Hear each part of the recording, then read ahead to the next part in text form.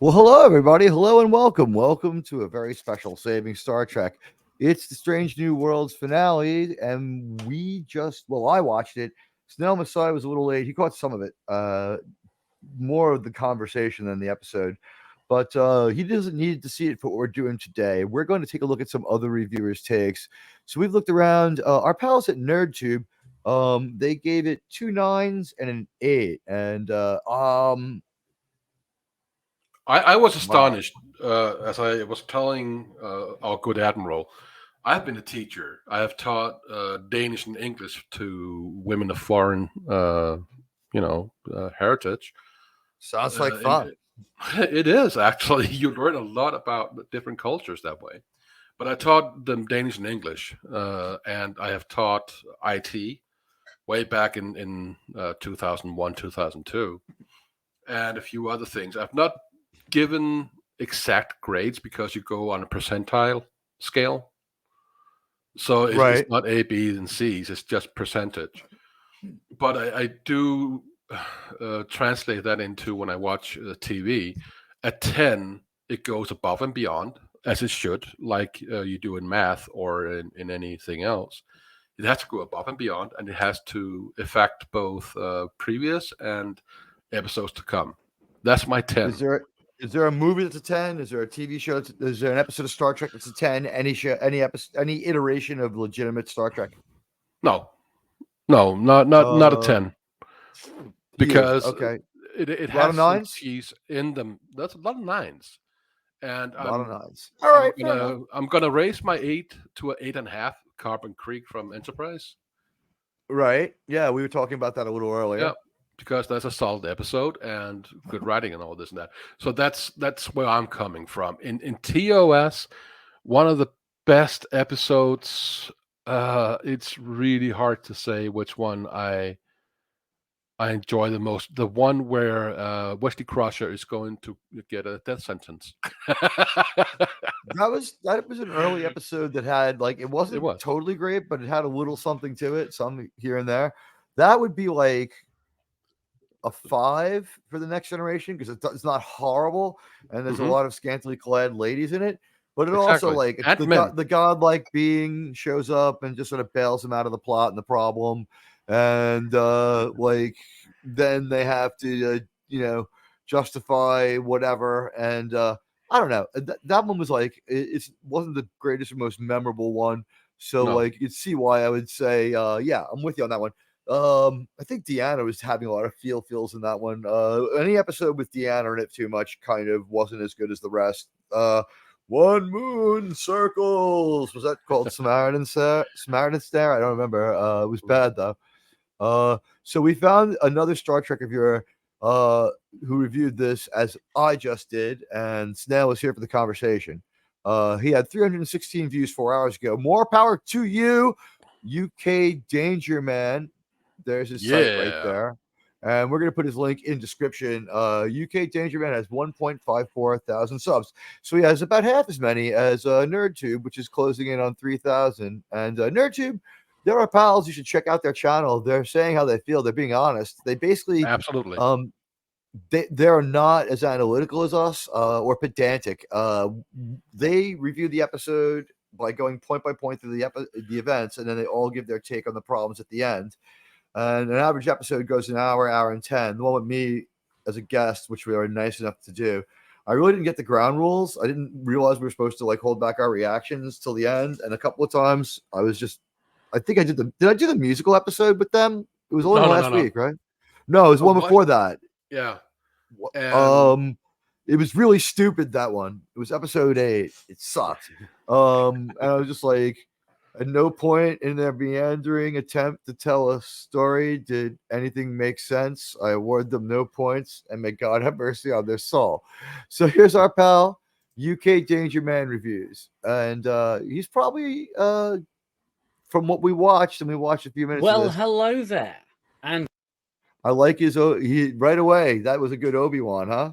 It was. Well, hello there. Welcome to the video.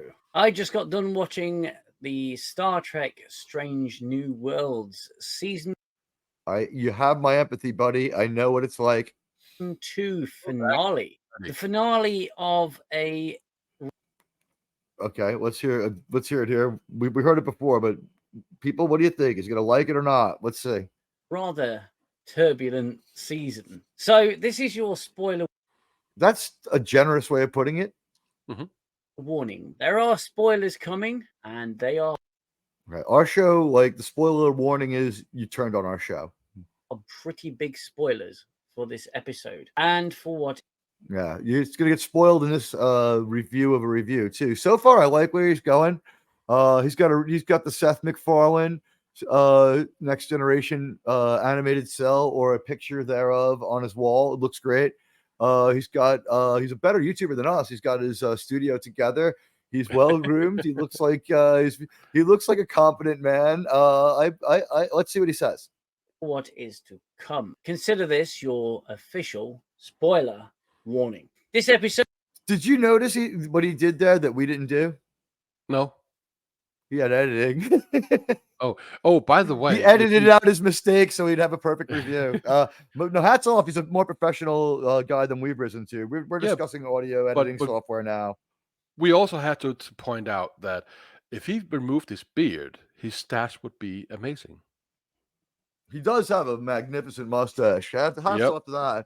No one can accuse us of excluding gingers. We're having Dangerman UK, and by the way, Dangerman, you're invited on Saving Star Trek. You know what?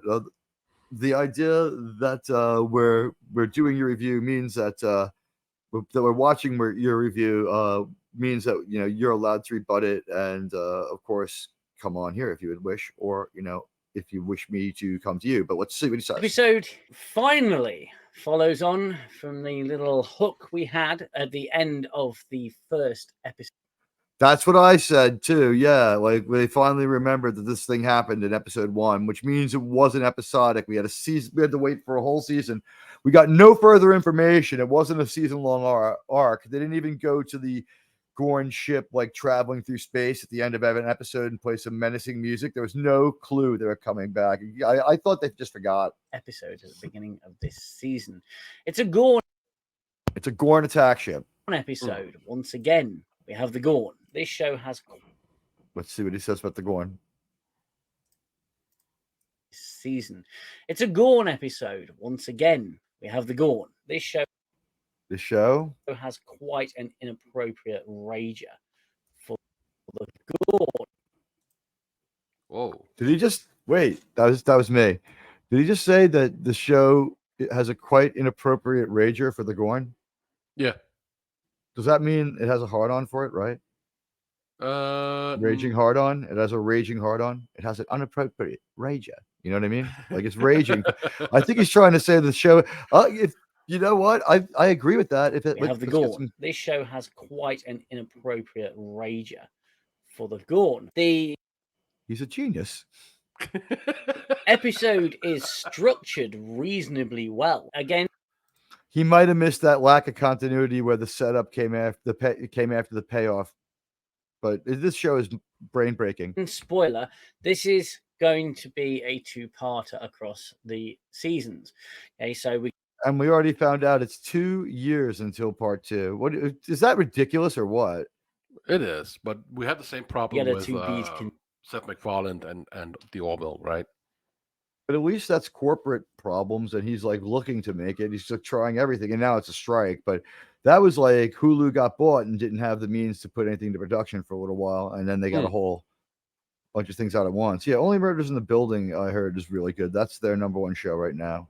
It's continued at the Orville's number 8. Let's see what it has to say. End of the episode. All in all, the episode pace was quite good. There was everyone liked the pacing. I guess it was because it was shorter. A fair amount of action, which is good. That was also, it helped. A good deal of tension in the episode, which was good. It sounds like he's about to start counterpointing these things, isn't it? It does.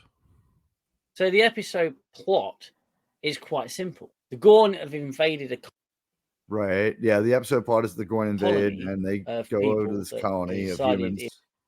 It would be a great idea to base their colony on Midwestern America.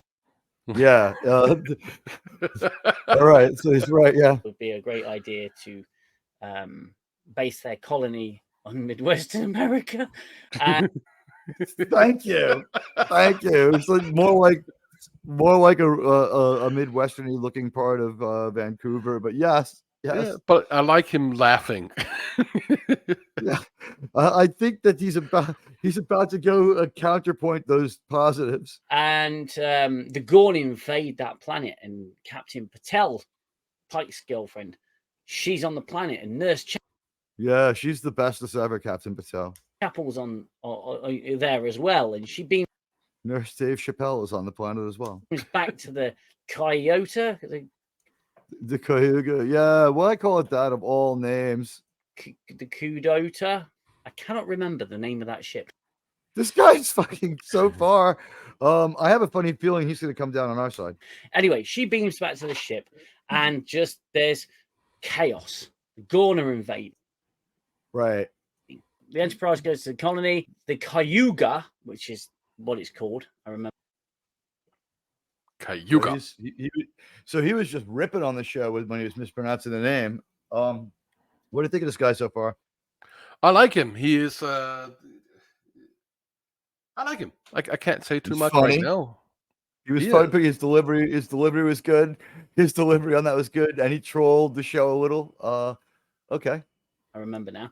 The Cayuga is destroyed. The debris is floating around the planet, the saucer section. There's no way to detect any survivors because the Gorn are jamming the transmission with a giant skybeam device. I did that again. Yeah, okay. The Enterprise can't. Yeah, he's being generous. He doesn't point out, or maybe we'll get to it later, but the giant skybeam device was just called the interference ray or something. It was like a Buck Rogers level bad. Communicate with anyone. Pike and a team of ragtag people who. Yeah, he brought along the worst choice of people. Want to kill the Gorn. Anyone who basically wants a piece of Gorn meat. Yeah. Yeah. It was the worst people to bring. Including Mbenga, of course. Now Mbenga, by the way, he's a murderific. He murdered someone in sickbay last week. Yeah, this Dr. Mengele. Yeah, he is. And what's funny about it is when you see him in another episode, and we call him Mengele. But okay. We see him in another episode, and he's trying to help people out behind the lines at this MASH unit that just looks exactly like the planet we went to this week too when they get to the fighting part. It's like Murky Land. And they like it, like they're doing stuff that's not till much later in Star Trek. Like, remember Relics with Scotty and TNG, where he stores himself in the pattern buffer of a ship? Exactly. All right, Dyson sphere. Right, which is a great, brilliant, real scientific idea. Probably unworkable, but it's great and real and aspirational. And that's what Star Trek's supposed to be. But they do that now, like 120 years earlier, like it's no big fucking deal. Everyone knows how to do it. They also have a Dyson sphere in the Orville. That must be in season 2. I think season 1. Goes down to the planet. It's going to be fun rewatching all of the episodes of the Orville, so it won't matter. Let's see what UK Dangerman has to say. To try and rescue the people, the colonists, the Gorn. Yes. Gorn hegemony have essentially created a border. Yeah, and why Starfleet is willing to obey it is ridiculous. Through that star system. That's the problem. He was ordered not to help anybody, and the line of his authority was just outside of the planet. It was so stupid when they showed it on the map. Just happens to teeter on the edge of that planet, and they've claimed this. Yeah, he's being generous again. Space, and any attempt that the Enterprise makes to go to that planet, right? Yeah, they can't use their best asset. Could mean war. So Pike finds a. You know what? Fuck it. They've already attacked and destroyed a possible Federation ship, and you're not going to rescue your own people. Would you join that military? If they know that the rules are, if you are stranded on a neutral place, then we can't come get you. Yes, I would. No, this was your colony and your ground, and they shot down your ship over it, and your people are down on that planet in danger, and you're like, we can't go there. It could mean war. Way I see it, war's already fucking happened. They attacked the fucking Federation ship. They started it. Fuck you and your war. You want a war? We'll give you fucking war. Put some men back in charge of the Federation. We'll win. Finds a way to the planet. I'm sorry, the Federation is the problem. They're evil. It's a complete matriarchy. It's a fucked up and stupid thing to do. These things happen, and the episode ends on a bit of a cliffhanger. There's no real ending. Cliffhanger. We have a cliffhanger. Who knew? Who knew? That's the basic plot. The crew of the Enterprise have got to rescue the colonists. All in all, it actually wasn't a bad episode of television. All right. It was okay. I wasn't It was okay. Bored, but I wasn't massively entertained. So he's really in the middle. And I wasn't really massively gripped. There were a few moments which I did like. All right. I'm not going to lie. We've seen that the last time he said that he liked a few things, he then countered it with things he didn't like. So let's find out. I did like a few of the little segments that were quite. All right. Good. But I didn't think anything in it was quite good, but okay. Let me just go into a few things about this. Here he goes. I think he's about to suddenly validate what we say a little bit here too. This episode. It is a very strange new worlds type of episode in which there's no real strange new worlds, and that's a huge problem for this show because it's thank you. Title Strange New Worlds. It was supposed to be, whether they admit it or not, it was supposed to be a soft reboot of the original series, and they won't admit it. He just said what I just said. They used STD as kind of like a sock puppet backdoor to get into the original characters. They dragged them onto that show after they had they wanted to have a terrible first season. That show was written to be bad. They're like, we're just vandals here. And it's more and more less like Star Trek. Thank you. Said it was, before, when we were talking about how different it was, didn't we have this? You said you have to keep the 25% different. And I was like, at this point, it's 125. Yeah. So this guy's much closer to how we felt. A lot of fans don't actually recognize it as a right. A lot of fans like myself, I don't consider it Star Trek. True Trek show. That goes for a lot of new Trek nowadays. There are he's right. Few issues with this episode. All right. I can't wait to hear him. And like I say, overall, I thought it was okay. That's not high praise. But higher than you have. Praises because it's higher praise than you give it. I give it like something like a 1 or a 0, maybe a -1. It was really bad. I was bored. It was the best episode of the season based on runtime being like close to the shortest, if not the shortest. A lot of these, they would have spent like 5 more minutes talking about their fucking feelings. Because I can't find it within myself to do that. I can point out some good bits. Okay. Yeah, he can't bring himself to say and it is a vast improvement on the previous episode. That took. The last episode was the worst episode of television in the history of television. Took a long time to get over, by the way. However, the things he had the same problem I had with that episode. I picked up on in this episode. This sounds like it's going to be his list of things that are going to be saving Star Trek, like, doesn't it? I think he's about to go after the show a little bit. Benga. Yeah. The healer. Right. We said he was inappropriate. They made him a warrior who does a bunch of PEDs. And last week he murdered someone in the fucking sick bay. The doctor. The soldier. And Benga volunteers to get in on some gun killing action. Which you should have said no, because Chapel's already in danger too. There's no medicals on the ship now. Because of course he does. Yes. And Benger's just bloodthirsty at this point.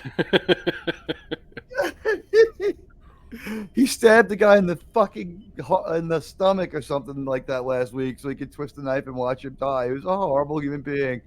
Mabenga, who tortured his own kid and then murdered the Klingon peace emissary. Point, man, he's just so bloodthirsty. It's unreal. He's right. He's so fucking right.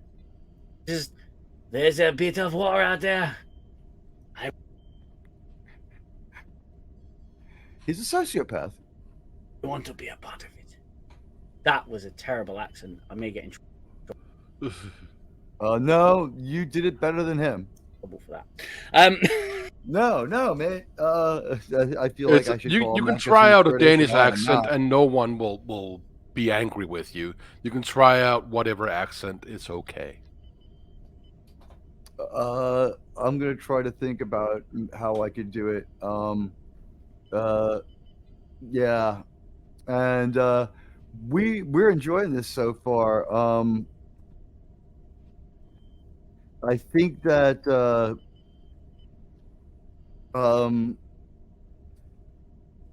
I should try to do a Danish accent. Just sound like Lars Ulrich. There you go. Yep. Pay me. I want my money. Kind of. I hate everyone who home taped my music because they were unable to buy it and didn't buy a T-shirt either. You're fucking scum.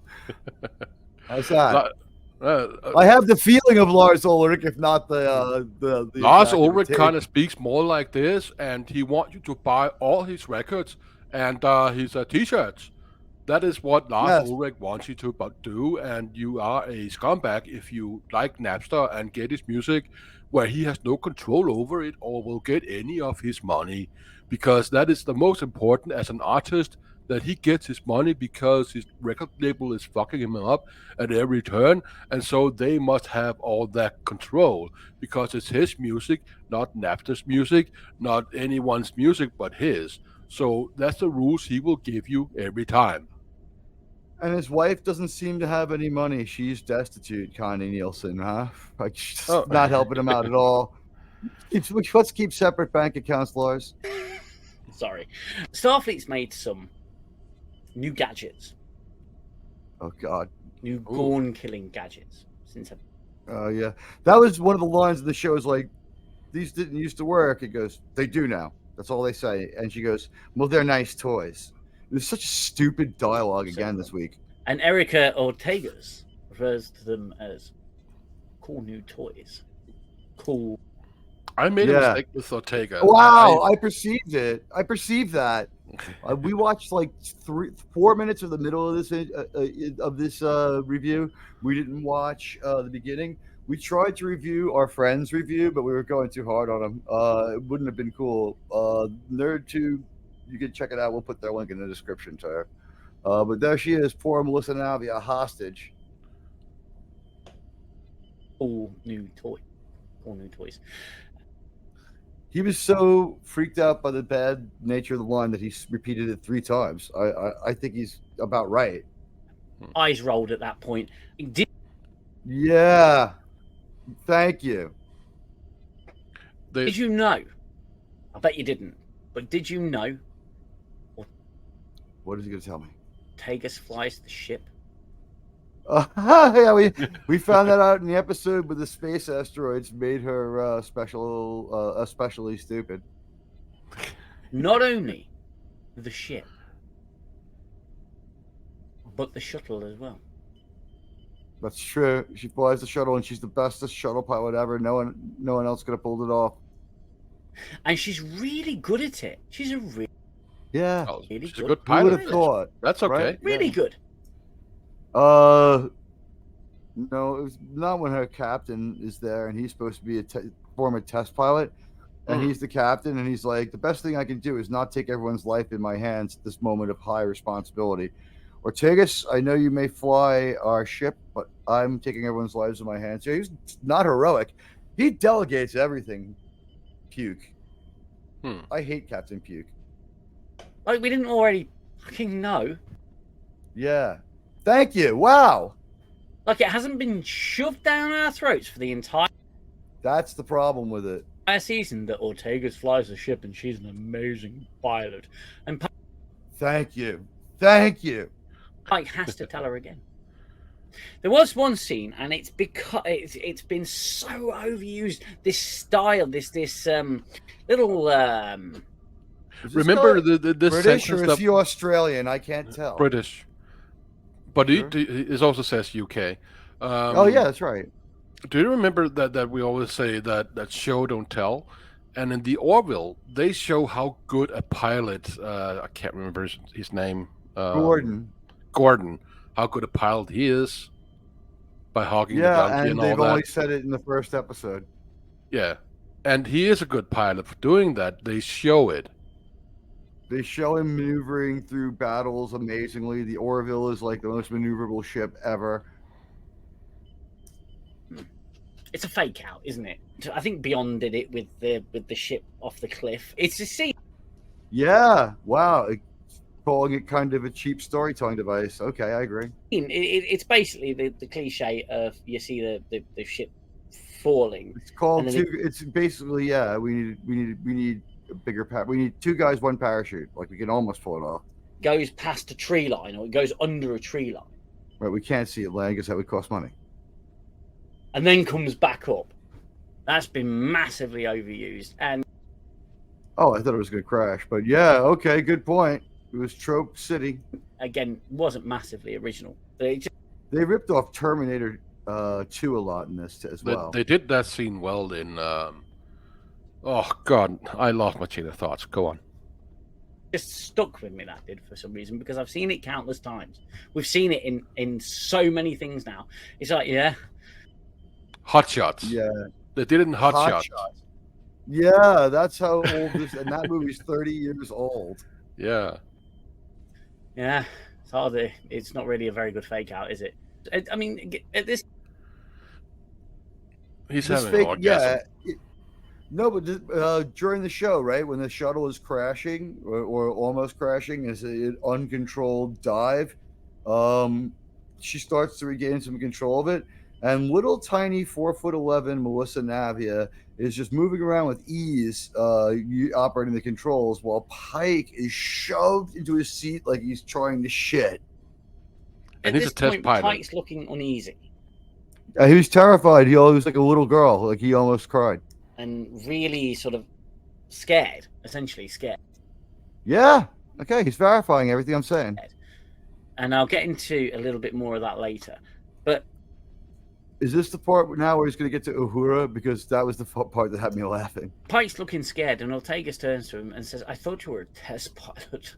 As if to say, what's wrong with you? Now... Isn't that fucked up? It is. Your captain, he's like, oh, I'm so scared. Well, you know, like it's typical of men to be very, very, very emotional and show their emotions. Like, yeah, oh yeah, you know, well on Star Trek it is. Now I've mentioned it several times in this season. This sounds like he's got a pet peeve here. Does he just hate Ortegas like everyone else? And in my reviews in general, the lack of respect for your commanding officer. Holy fucking shit! Based. UK Dangerman is fucking based. How many times have you heard me beat that drum? It's like just always asking, was this military? No. Is absolutely unreal in this. Yeah, wow. Show. It's so bad. Pisces. Yeah, she fucking gainsays him, rolls her eyes, she fucking shrugs him off, turns her back on him, offers opinions. Superior officer, and you're going to take the piss out of him? She does. She just fucking takes the piss out of him. Such a cocky little shit, and I really don't like her. My understanding is, if you have that much, that much of a problem with your commanding officer. You go to whatever they have, like HR, and you file a complaint that the captain or the person above you does this and that, and you have no confidence in them, right? Right. Ooh, someone coming? No. Anyway, I just anyways, so the turbo lift opened. Oh, and if you have that big of a problem with them, and you file a complaint or at least a letter of concern, then it will be looked at, and it seems that all they have are concerns with the leader. This is no, I have no words for how bad that is, how bad it looks in a semi, quasi, whatever you want to call it, military organization, that you have that little faith in your captain, and that you talk back. What? Yeah, you know what? Honestly, ready to engage computer, Admiral. Ready to engage computer, Admiral. You know, that was like we used to have technical talk like that made sense, and now it's like people just talk back to the cat. The way that they have her talk to a Starfleet captain, it doesn't even make any sense. It's like, how do you get to the point where you can have her be so mean? How dare you? Honestly, Harrison, thank you. Harrison finally chiming in after all this time. I guess I would ask our other panelist, Arnie, what do you think of Ortega's? Fucking bitch. Jeez, wow. Harrison, you want to reconsider that? I don't care. Oh, okay. I do have a what? Oh, I do have a fun little thing here from Discovery STD. Go ahead. One fun STD. They have the captain, and he says we have to be on the right side of history, and then he mentions some names, and one of them is Elon Musk. That he was on the right side of history. They still want to buy that back. I bet you that gets canceled out of the episode. But he was the bad captain, you know. He was the evil one behind it all. Oh, okay. Yeah, because Elon Musk, since he bought Twitter, like he's been catching a lot of hell. Oh yeah. As a character, there's nothing endearing about her at all. Yes. It's a stupid haircut, stupid eyebrows, and stupid personality. He's right. He's 120% right. And she's just amazing at everything. Really don't like that character at all. I find he reminds me of Shad. Yeah, he does. That's why I was like, wait, is he Australian? And just because he's UK Dangerman, maybe he was born in Sydney. We don't know. Shame on you, Snail. What if he identifies as Australian? Had you thought of that? I assumed his country of origin. I'm sorry. Yeah, just because you call yourself UK Dangerman, you expect us to think you're British? Come on, be clear. Stop speaking of Reynolds. I find her infuriating. Yeah, that was clearly stated. Yeah, I agree. You're absolutely right. I really do. Unbelievable. And she has to be the best at all piloting. No one else. Yeah. He goes on for a while here about it, but like he's not overplaying how bad it is on the show. Can even match anything that she does. And they had Tom Paris in right. Yeah, Tom Paris is a good pilot. In Voyager, he was Voyager's best pilot. He was always testing out the new shuttlecraft. Absolutely. He's put together a good video here too. Yeah. And going on, wild space races and stuff like that. And I get that you can have an amazing pilot, but right. Can't be too amazing. This.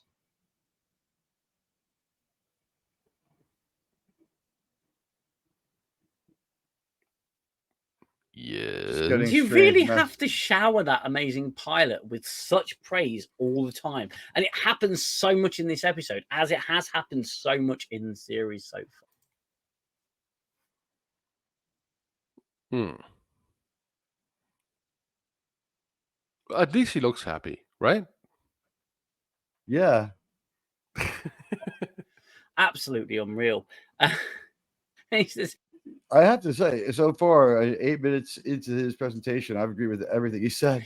You were born to do this, Erica. Which I mean, I don't agree with the fact he thought it was like a little more mid than bad. I thought it was kind of bad.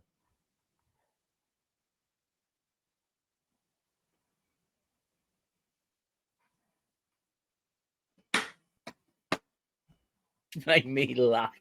So it was like, for God's sake, yes, we get it. We get it. She's a good pilot, or she's the best.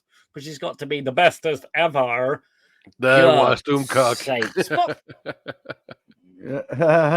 Shoot, but the thing is, when I was watching the episode, I was like, "Oh wow, she's the bestest ever!" Like I said it too.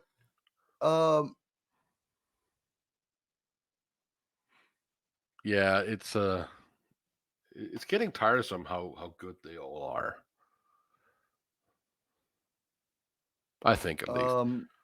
Yeah, I think it's made the story really predictable. Just like, well, they're not going to leave a woman in jeopardy.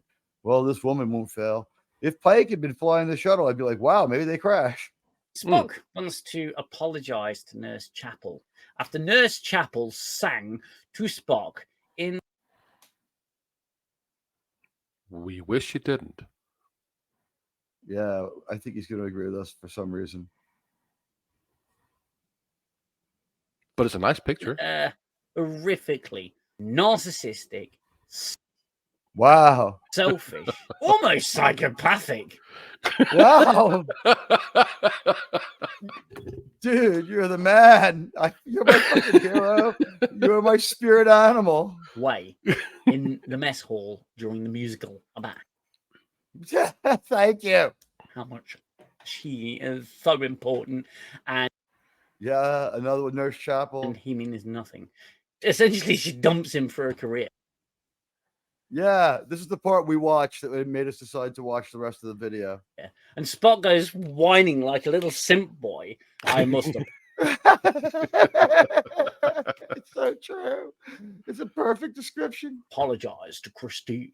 Are you kidding me? She dumped you, mate. Why are you? Yeah, exactly. You going to apologize to her, you absolute simp. Yeah, just be like, always have space in my heart for you, but I guess we're moving on. You know, if you want to leave your options open, but he's a simp. This is the logical conclusion of this relationship, and then that's it. Yeah, well, yeah. Oh, if it worked the right way, yes, Spock would say it's the logical time for our relationship to conclude, and he has no feelings, so it wouldn't matter. But instead, he's like all beat up about it. Unfucking real. I'll leave. Based. It's the best till last with this one. I'm going to skip forward a little bit to. This guy's the greatest. My fucking spirit animal. Tell she's pissed off at Pike. This episode. Wow.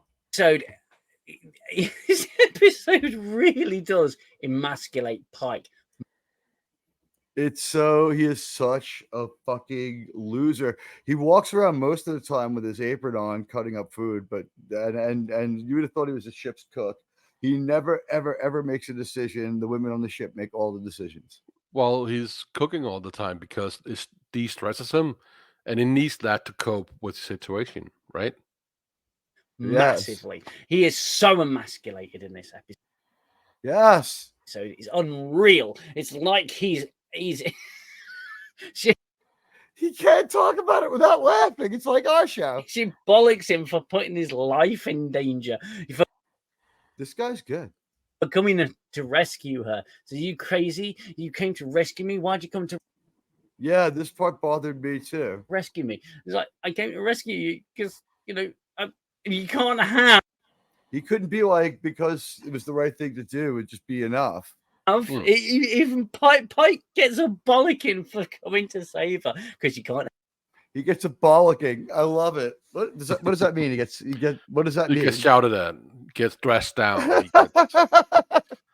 Have no man saving the day now, can you? No. Oh my. Can't have no. He's right. God, it absolutely drove me up the wall. And it happens throughout the episode. He gets talked. I don't know about you, but I'm on the edge of my seat for UK Dangerman. Down to, he gets the piss taken out of him, and he's emasculated. And at the end, where let's take this video out of it. I could go a little further. I think if I take the video out. What are some of the other comments? I let myself get sucked into watching this one. It wasn't the worst, but the more I think about what I saw, the less happy I become with the episode. You covered it quite well. He seems like he's on his way. I'm so sorry. I meant to thumbs up that comment. There we go. Thumbs up. Thumbs up. I agree with that comment.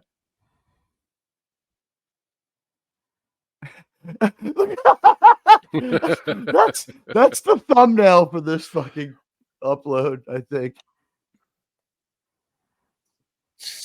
Basically got to make a decision. Do we retreat because the Gorn are winning and firing all they've got at the ship? Right, yeah. Or do we stay and fight? He's just done there going...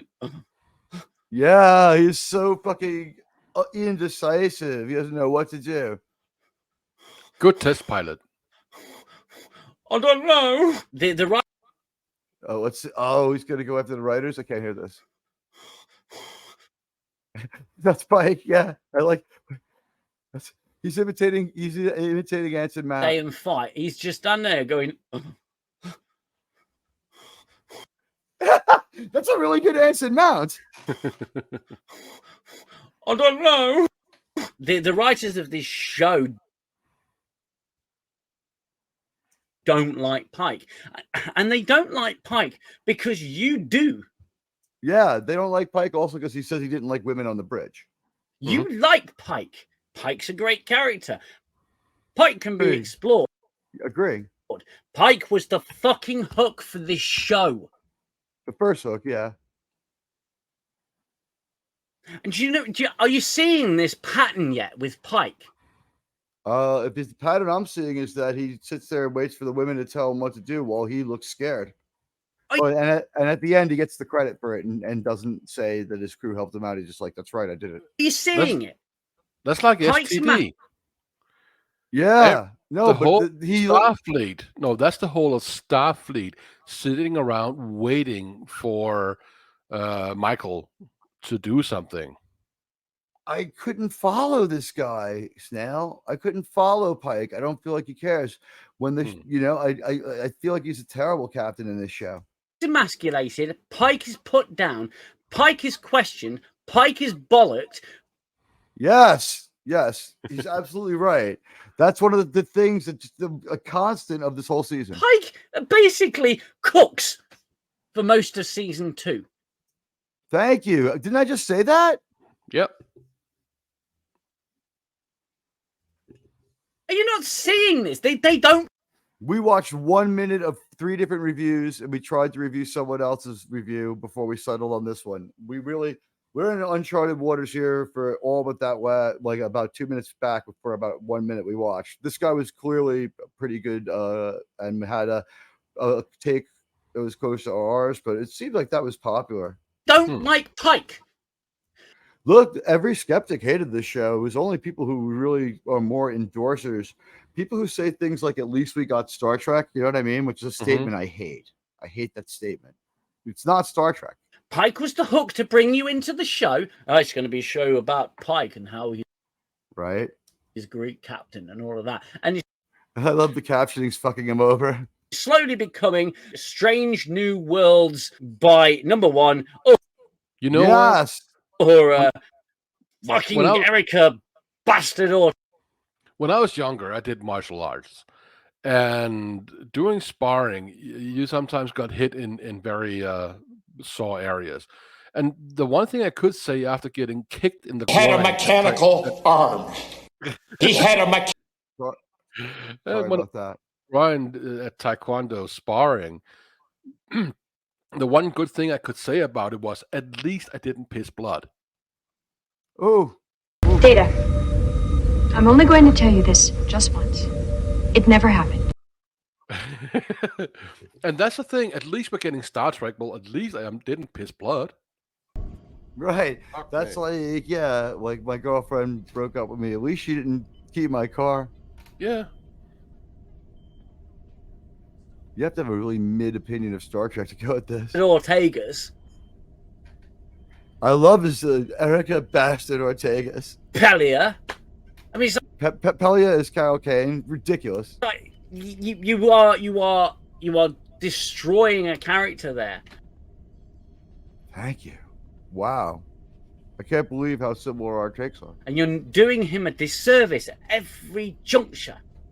I mean, I know. You know what? Here's just validation. It's obvious. This guy's got 316 views 4 hours ago. Let's see how many he picks up while we're watching. I bet you it goes up another 30 to 60. Patel can bollock him because she's in a relationship with him, but they're both. Sorry, don't mean to misrepresent. 1,500 and change. Captains. And she still bollocks him.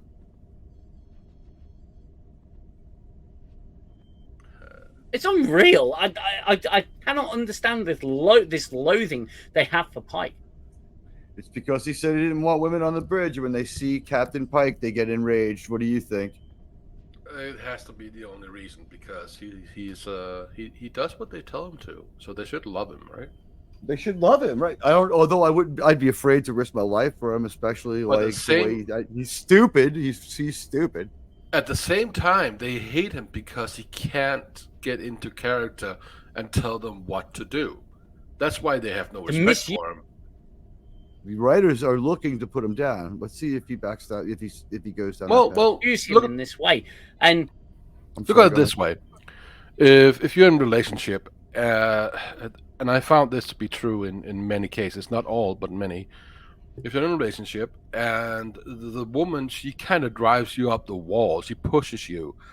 And the more she can push you, the less she respects you. This is what I have found.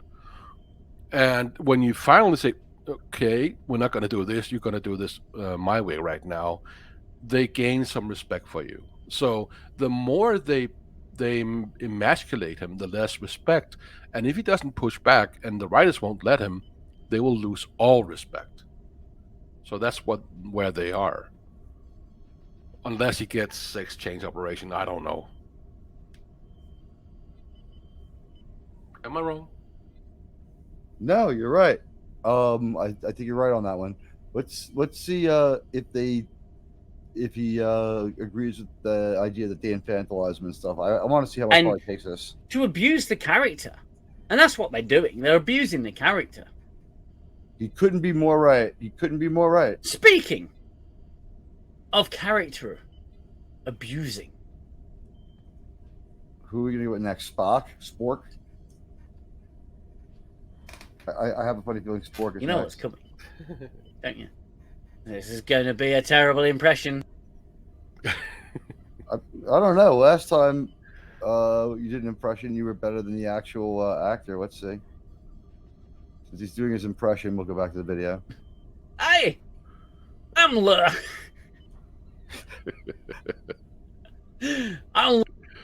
Lieutenant Montgomery Scott.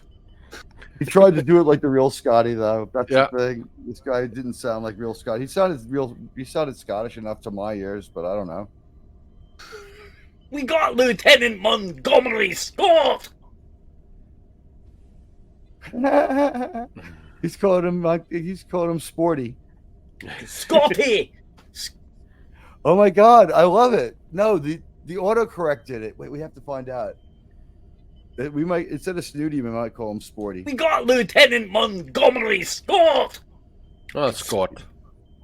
Yeah, he said Scott. The autocorrect destroyed him. Scotty. We're taking this from autocorrect, auto captioning. Sporty. I'm tweeting out that poll right now.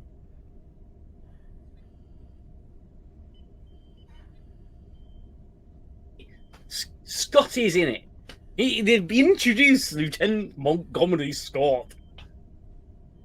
The actor did an okay job. The actor was okay. We couldn't tell yet. He wasn't in it enough. He's just like, hey, I'm Scotty, and I did some stuff, and I made sure to do this technical thing to save some lives. And it's just like, it'll be fine. Would have been better, actually, but I would have preferred the critical drinker play Scotty. I think we were talking about that earlier. You brought it up. You were right. Just with the sunglasses, just have Scotty, I need warp speed in 2 minutes or we're all dead. It'll be fine. Job. I'm Go away now. Because there's no point. But they introduced... That would be how he signed off every time. Scotty is... You talk to your captain that way now anyhow. Why not? Just have the drinker do it, man. Fucking He was miscast. Now I've changed my mind. Fucking Scotty was horribly miscast. It should have been the drinker. Now in Strange New World. Pelia. This was the Carol Kane character. She was like all knowing. Because Scotty was Pelia's student. Scotty was apprenticed to the smartest, bestest woman in all of Starfleet engineering. She was from an alien race that lived among us for thousands of years without revealing themselves or helping us out or stopping World War II. And we allowed them to be engineers on our ships. And I think they've called this woman Commodore, but she's the engineer. It doesn't make any sense. They don't know anything about military stuff. Like Una was. And she's clearly just taught all the greats. She's clearly... He's right. Taught all the greats. So far, I have to agree with pretty much everything he said, except for the part where he was mediocre. Because Scotty was a pupil as well. See? I told you he got a power up from the most epic woman in all of Starfleet. Scotty... No one thought it was weird that these aliens that lived among us should be engineers on our ships that didn't tell us they were here and like revealed themselves when our technology came out. Like, we got no other information than that. Spock just said he thought it was fascinating that they did that, and we never got any more information than that. We would put them all in fucking jail. Am I wrong? Oh yeah, definitely. You're not wrong. But we put them in the military. You know what would be a great job for you? Nuclear officer on a submarine. Scotty can't be amazing because he's Scotty. Scotty's got to be amazing because of someone else. Are you seeing this pattern? Yes. We said check out our review from earlier. Yes. Yet. With New Trek. Those characters you love and you know and you love. Right. Turns out, our characters made them who they are.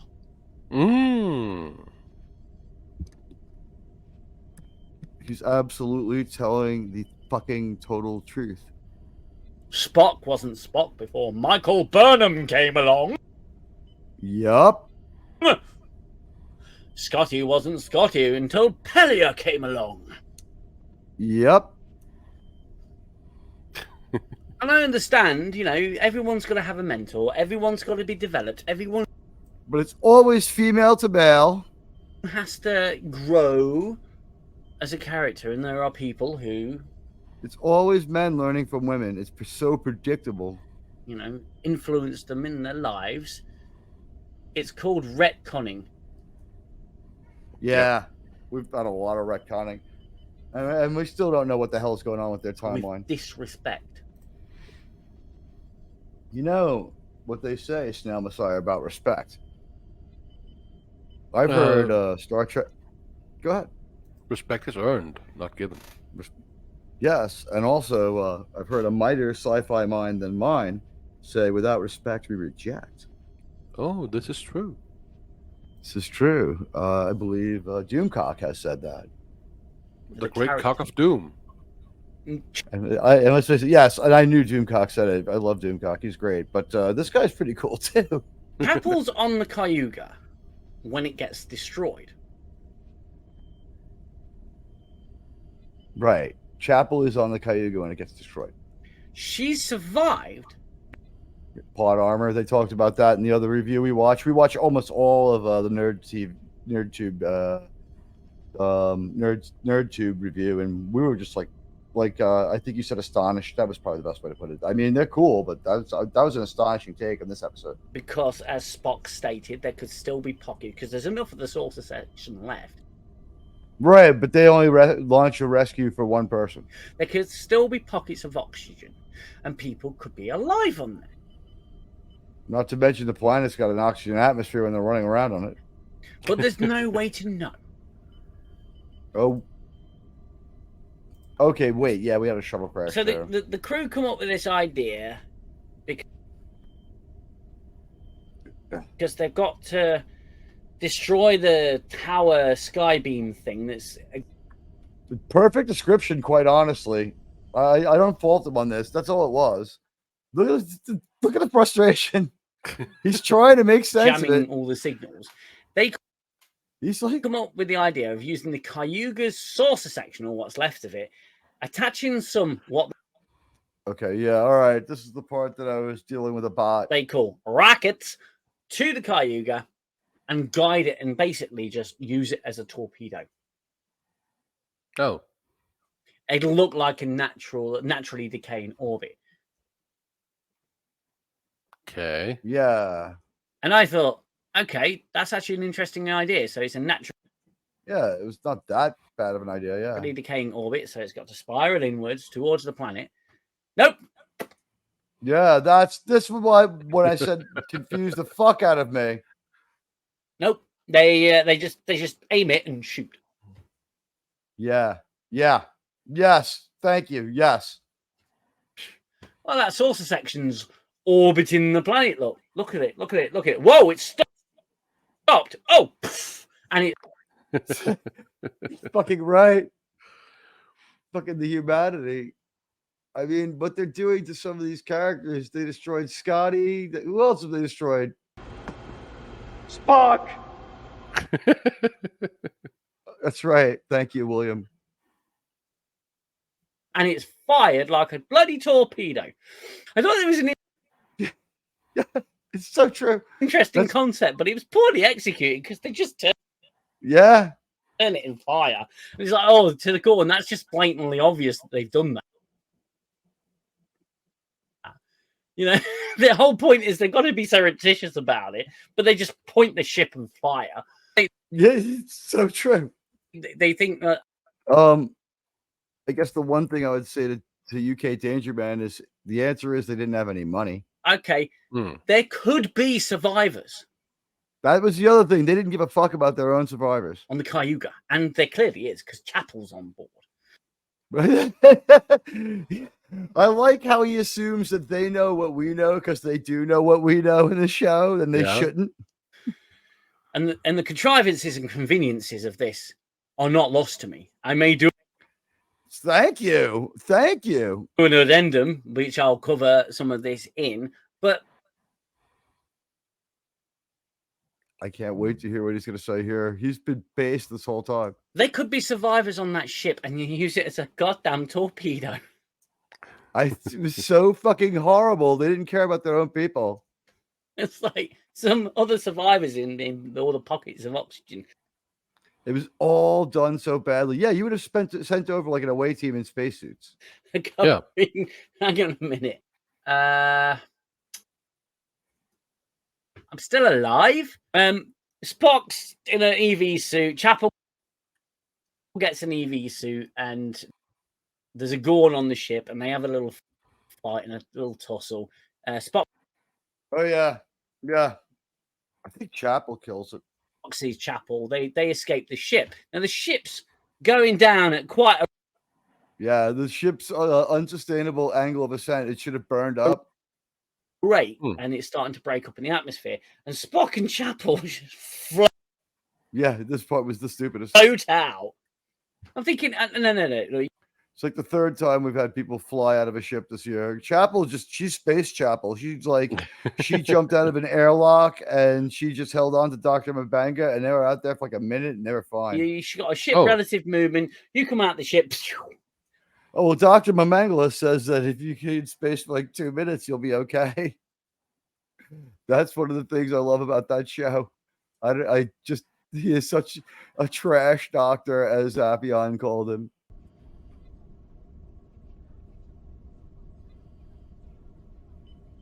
I just found it really funny.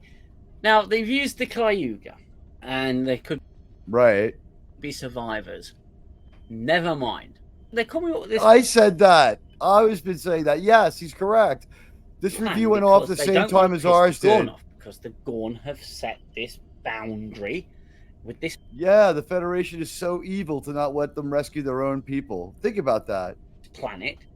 And they've destroyed not one, but 2 Federation starships. Yeah, war is underway. Why the Federation is afraid of war? I have a little fact here about being in space.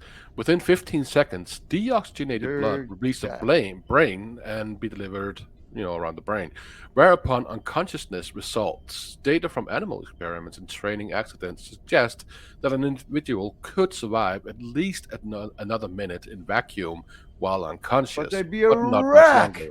Yes. And when you brought them back, they would never be able to walk or speak. We're talking about just being alive. That's it. They would never walk or speak again. She was just like shook it right off. She shook it off. She was she's fucking super Chapel. She's such a Mary Sue.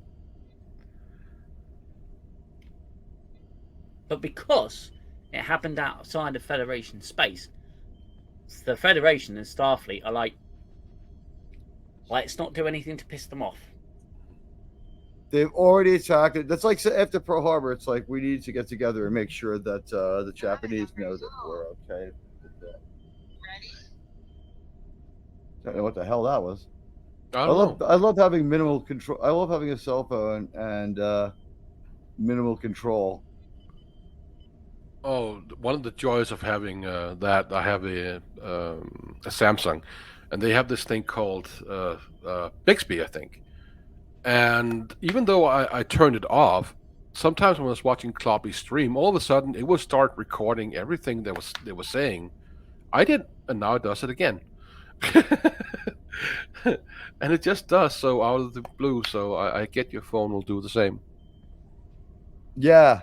There's a lot going on in my life too that I have to have it on for the moment.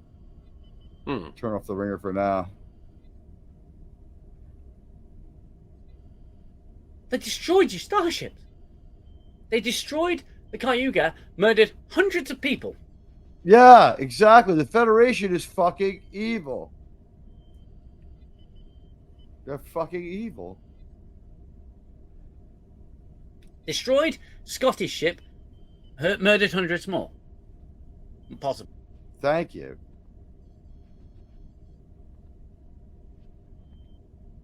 Dun, dun, dun. Maybe 50. Technically, war's already started. They've already declared it. They've already declared it. Yeah. It's It's beyond obvious. There's nothing really to add to that.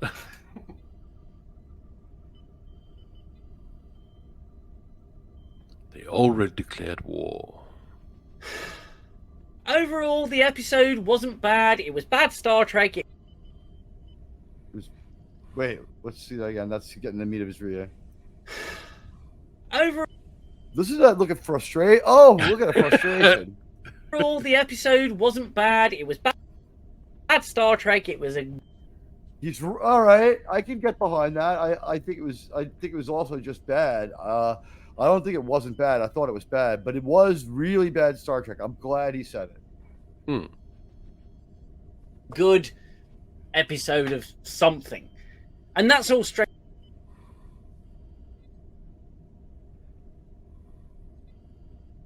New Worlds has been. It's just been something. You know, the season's been pretty freaking lackluster. And there you go. Yeah, he's right. I'm really gonna mute this poor guy. Season's been pretty freaking lackluster. He's fucking right. Goddamn right it is. Except for the musical episode, that was full of luster of some kind. Yeah, abusive luster. It's like the kind of luster you get when you're in a relationship that should have ended a long time ago. Luster. And pretty bloody inexplicable at this point. I'm being generous by giving it a blue light. If you can tell, that's blue. It's the summer. My light doesn't work that well. Does he rate things? Is that it? I wasn't bored. I guess so. Is that part? No, but I mean the blue light. Yeah, I don't know. It seems like the blue light must be mid to low because he's like it wasn't bad, but it wasn't good. But it was bad Star Trek. So I give him a lot of points for this review. He was almost completely correct. Or you know what? He's completely correct about how he feels, but his concept of what a Star Trek show should be is like right up there with how I feel it should be. Honestly, I like the way he's doing it. And in case you guys are wondering, we're in the infirmary. That's the ASMR. Is it ASMR or is it ASMR? It was quite good. But you already know. I like ASMR. If you've seen my season 1 reviews, you already know my feelings on the Gorn at this point and what they've done. They sucked. They've turned them into the alien. To them. You know, the episode which was Alien versus Predator, basically. Yep, they were right. They don't seem to have anything wildly original here. Gorn down. He's absolutely correct. This guy couldn't be more right. Look at the look of frustration on his face. Right, bloody terrifying. I mean, this is stuff that you'd see in Alien. You know. We said that. We said it all through the review. This level of horror, it's something that you'd see in Alien, and it's. And why would it be all that slime? I mean, Gorns are lizards, yes, but why adding slime and I don't know what all that is, but it doesn't look pleasant. It doesn't.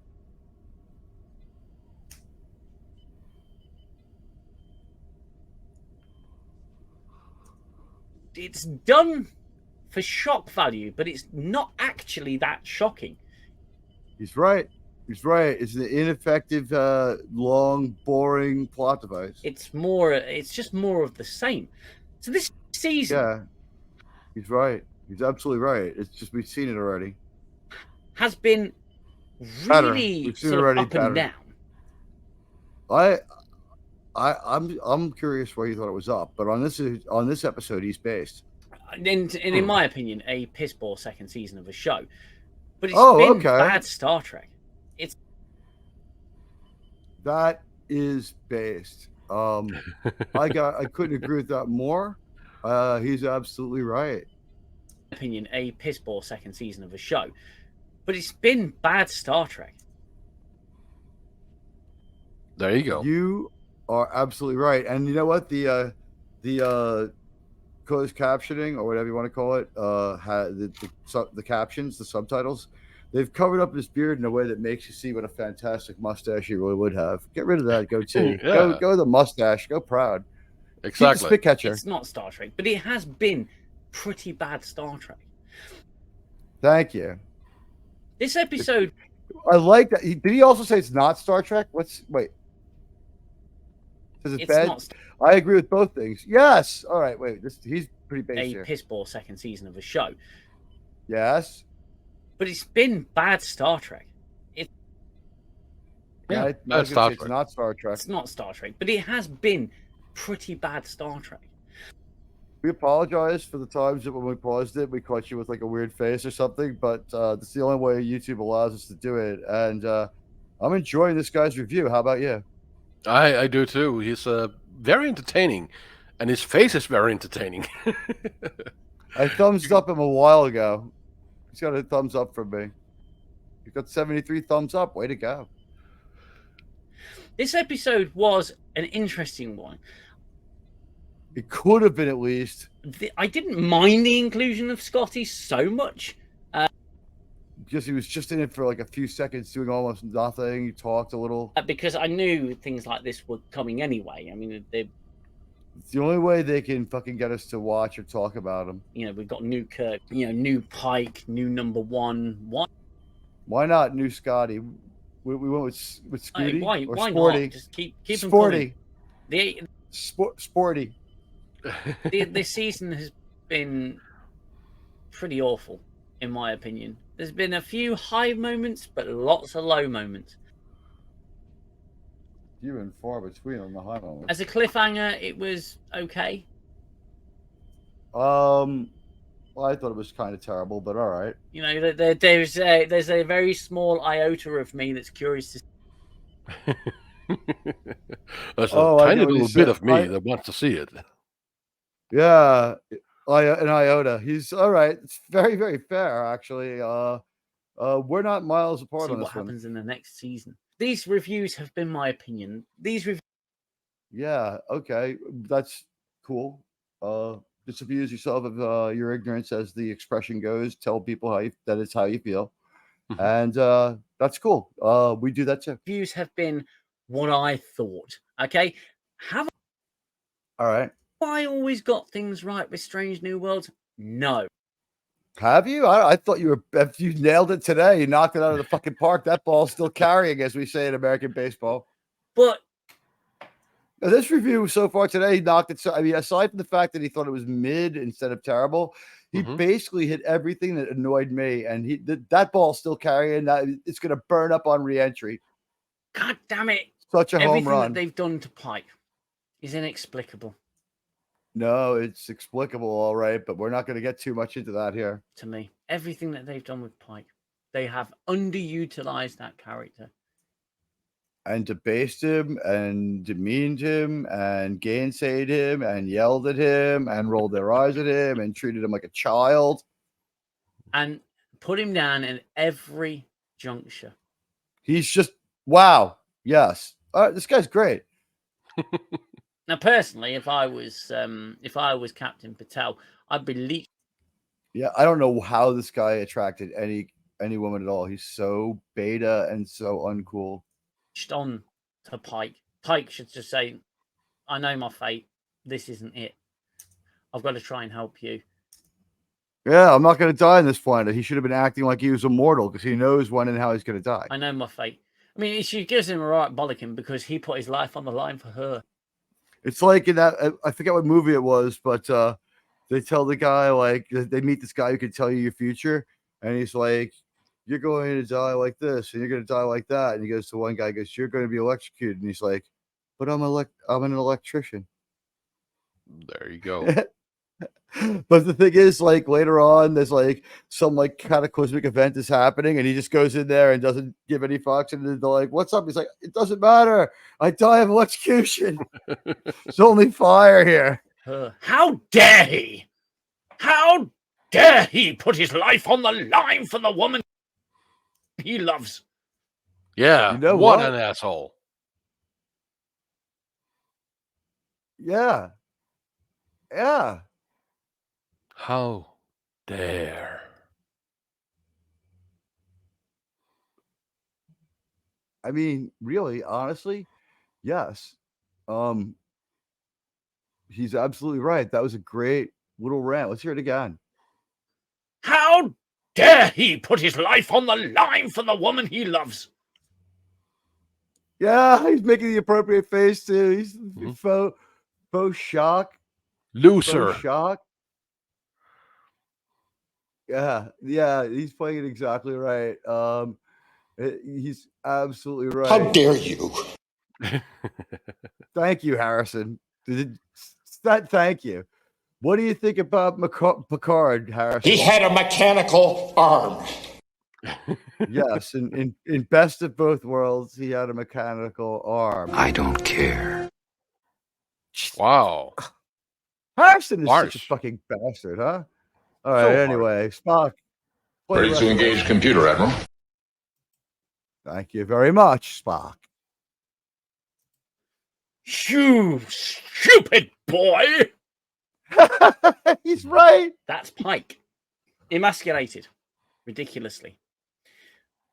He's so right. He's so right. We spent 10 episodes doing this and like 10 last year. All they've done is the basics. Those are my initial thoughts on this episode. I will try and get an addendum done this weekend where I can't wait to fucking see that shit.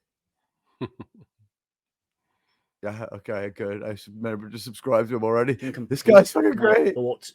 As you know, these reviews are my opinion straight after seeing the episode. So there's some... Yeah, we do live watches. So he comes right off the episode. I guess he might have some notes, but this is pretty good live reaction, I think. Some bits that I'm a bit... Or it's not a live reaction, like a walk-away review, I guess. Foggy on, I don't quite remember, or it's, I try to do it while it's fresh in my mind, but there are things. Yeah, so it's right after. He did it at the same time our review went live. I forget. While we were on the air. And when we were streaming, he was streaming too. Addendums will be a chance for me to. That makes him our enemy. Start making fun of him now, Salma Slayer. Oh, you are a Batman. You are terrible. He's a terrible YouTuber. No, this guy's great. This guy's fucking great. Cover anything that I think that I've missed. I think you're too charitable. was to watch this episode again, or at least consider watching this episode again, don't. I wouldn't be as hesitant as I was for most of the episodes in this season. It wasn't as bad as the rest of them, but it was the shortest. Everyone keeps like leaving that out. Like maybe everyone liked it better because there was like 10 minutes less of it. And those are my thoughts on the final episode of this weird and twisted season 2. As always, he was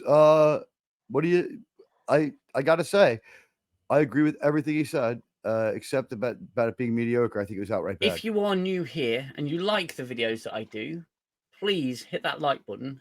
And also, we should let him pitch himself, right? Yeah, yep. I have, follow this guy. So hit that subscribe button because that helps the channel to grow. It helps me reach link in description. More people. 9 times out of 10, people will just say, "Hey, you're an idiot," and move on. We found that at least once out of 252 times you find an idiot, but yeah. But I appreciate those who stay, who want to hear my opinion, who want to have a conversation. I will also be trying to do a live stream this week. All right. Weekend on Sunday, and it would be 2:00 my time. That would make it 7 p.m. U.S. Eastern Standard Time. All right, so I'm just advertising for someone who goes on against me. But hey, you know what? If you, yeah. So he's going on at the time that I'm like right around the same time as me. Maybe he can just come on the show if he sees this. I don't know. Maybe he'd be willing to talk to us because I think this guy's right on. And I will have one of my subscribers on to discuss Strange New Worlds. I don't know how. That's cool. Long it's going to be. It may be a bit of a short one, but I do. Yeah, he covered it all here, honestly. But you could talk for hours about how bad it was. Hope you'll join me for that. That will be 2 p.m. on Sunday. All right, guys. So 7 p.m. Eastern Standard Time. This guy's on. And what did you think? Yeah. No, 2. What did let's see, and 12, and then 3. That's 9 a.m. your time. He's 5 hours ahead. Right. You're 5 hours. Oh yeah, I'm calculating in the other direction. Oops. Yeah. It's funny. You know what? Like when the light over the flat Earth moves across the brackets every day, I can see it sometimes getting stuck.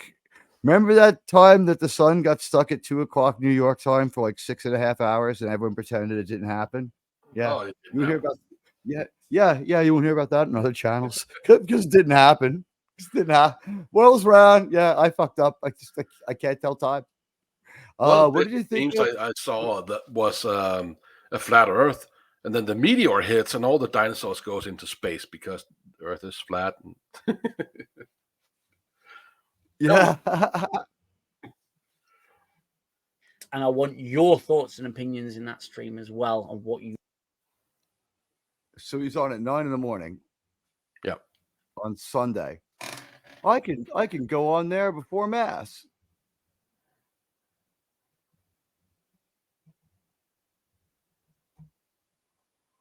Oh, let me see if I can't put his.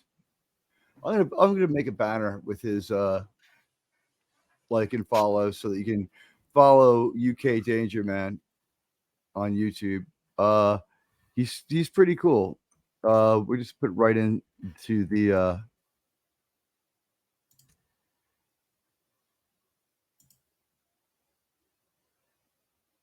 there's his link, but it'll be in the description as well. I don't know if that does anyone any good, but sometimes when I point my phone at stuff, it can tell the link.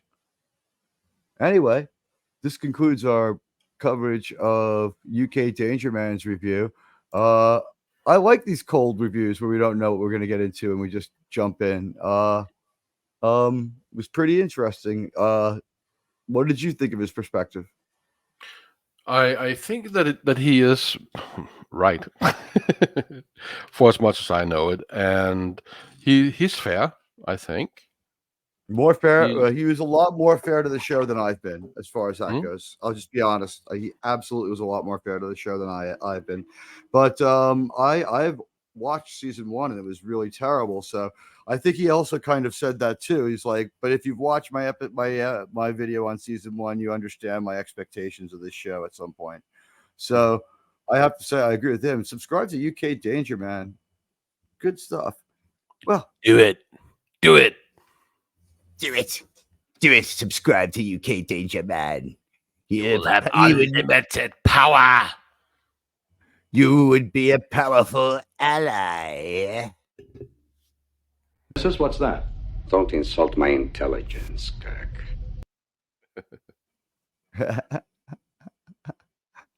I know, after watching Star Trek Strange New Worlds, to the writers, I say this. I'm laughing at the superior intellect. Fuck you, that terrible show you gave us. It was trash. It was trash. This guy was a lot less punitive about the grade he gave the episode. But I guess he kind of has like a new Trek Matrix. He didn't seem to be trying to call it Star Trek. But fun to be had checking out UK Dangerman. A lot of fun stuff. Snail Messiah, thank you so much for being here, and I hope you enjoyed it. We'll have to I did, and thank you for having me. Snail Messiah, you're always welcome here on Saving Star Trek. Well, with that, I guess we're ready to beam up on out of here. Thanks, everybody, for coming by.